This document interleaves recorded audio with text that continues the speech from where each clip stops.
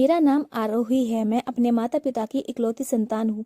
मेरे पापा दिन भर मजदूरी करते हैं, तभी हमारे घर का चूल्हा जल पाता है। हमारे पास जमीन का एक टुकड़ा भी था, लेकिन बैल न होने के कारण से खेत का काम नहीं कर पाते।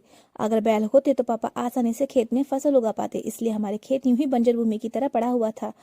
पापा रेत भरकर शहर ले जाते, जहाँ पर एक मंदिर का निर्माण काम चल रहा था। वहीं पर पापा की मुलाकात विशाल नाम के मिस्त्री से हुई।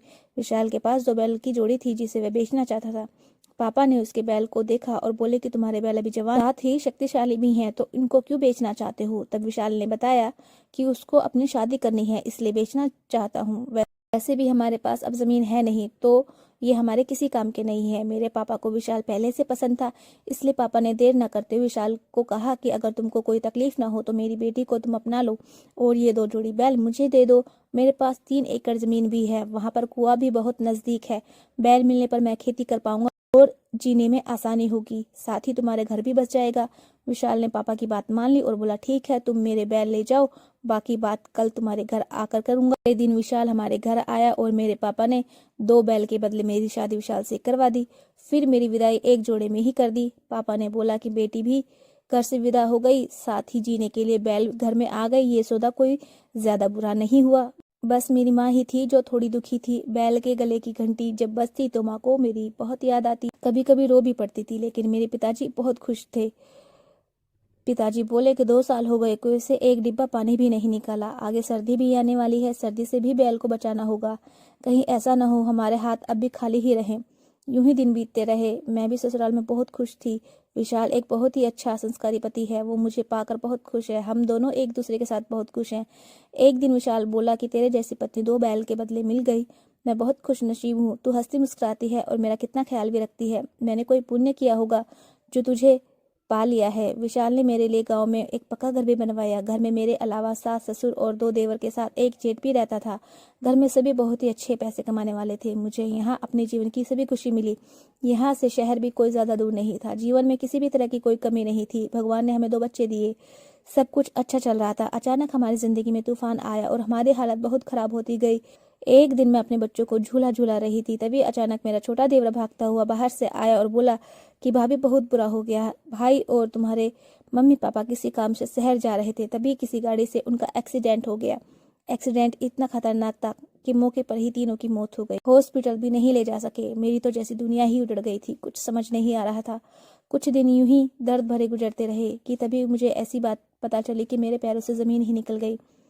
मेरा देवर मुझसे 2 साल छोटा था, फिर भी वो मेरी खूबसूरती पर उसकी नजर थी। कभी बिना वजह ही मुझसे बात करने की कोशिश करता। मुझे उसके इरादे कुछ सही नहीं लग रहे थे। कई बार सास से भी बोला, कोई फायदा नहीं हुआ। उसकी इसी हरकत की वजह से कई बार घर में झगड़ा भी हुआ।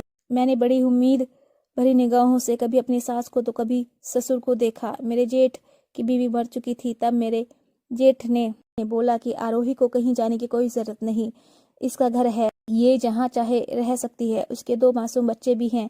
आरोही से पूछो, अगर उसे कोई एतराज ना हो तो मैं उससे शादी कर सकता हूँ और उसके 2 बच्चों को भी मदद मिल जाएगी। मैंने अपने बच्चों की तरफ देखा और शादी के लिए हाँ कर दी, लेकिन मेरे देवर को ये रिश्ता बिल्कुल भी मंजूर नहीं था। शायद वो मेरी मजबूरी का फायदा उठाना चाहता था। उसकी गंदी सोच का पता उसकी बातों से चल रहा। जो जिंदगी भर साथ निभाने वाला साथी था वो तो जा ही चुका था। खैर, मेरी शादी जेठ से करने की तैयारी की गई, मंडप सजाया गया, लेकिन फेरों का टाइम आया तो गांव का कोई बड़ा जमींदार पुलिस को लेकर वहां आया। मेरे होने वाले पति यानी जेठ पर चोरी का इल्जाम लगाया और बोला बाकी फैसला कोर्ट में होगा। पुलिस उसे उठाकर ले गई। ऐसा लग रहा था कि पुलिस जमींदार से मिली हुई है। जेठ जी के जेल जाते ही देवर ने अपना रंग दिखाना शुरू कर दिया। देवर ने सास से कहा कि भैया को पैसे देकर ही रहा कर सकते हैं, लेकिन इतने सारे पैसे कहाँ से आएंगे। देवर सास से बोला कि एक आदमी है जो भाभी के 50,000 रुपए देने को राजी है। पैसे लेकर जमींदार को देंगे और फिर भाई वापस आ जाएगा। तभी दोनों देवर मेरे पास आकर बोले कि भाभी तैयार हो जाओ, आपको मौसी के घर जाना है। जब मैंने वहां जाने की वजह को पूछा तो बोले कि कहीं ऐसा ना हो पुलिस आपको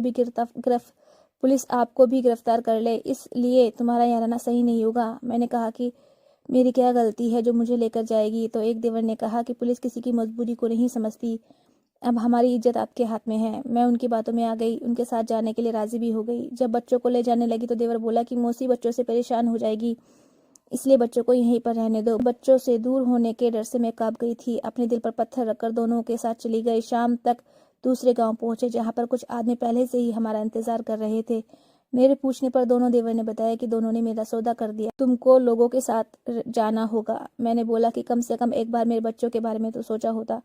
मैं उनके पैरों में गिर गई, बहुत रिक्वेस्ट भी की, ये भी बोला कि मैं मेहनत करके सारा धन वापस कर दूंगी। फिर भी किसी को रहम नहीं आया, मुझे उन लोगों के हवाले कर दिया। किसी को मुझ पर रहम नहीं आया और मुझे वहीं छोड़कर चले गए। मैं बिलख बिलख कर रो रही थी। तभी खरीदार ने कहा कि आरोही, मैं तुमको कोई नुकसान नहीं दूंगा। मैं तुमको पहले से ही जानता हूँ और तुमको ज्यादा परेशानी नहीं हो इसलिए खरीदा है, वरना पता नहीं ये लोग तुमको किसको दे देते। मैंने गुस्से से बोला कि तुम तकलीफ दो या ना दो, मेरे 2 बच्चे हैं और छोटा बच्चा अभी 9 महीने का ही है। फिर खरीदार ने कहा कि तुमको जाना है तो जाओ, ये बात ध्यान रखना कि अब कोई भी तुम्हारी मदद करने वाला नहीं है। उसको मेरी मजबूरी मालूम थी और मुझे उससे फिर शादी करनी पड़ी। कुछ दिन बाद पता चला कि मेरे जेठ को चोरी के इल्जाम में जेल हो चुकी है। अब भगवान ही जाने की चोरी की या नहीं, पर उसको जेल तो हो ही गई थी। मैं तो भगवान से दुआ करती हूँ कि जल्दी वह जेल से बाहर आ जाए। जिस इंसान ने मुझे खरीदा था मुझे कभी नहीं सताया और मेरे दुख को देखकर मेरे बच्चे से मुझे मिला दिया, वरना मेरे देवर ने मेरी जिंदगी बर्बाद करने के लिए कोई कमी नहीं छोड़ी थी।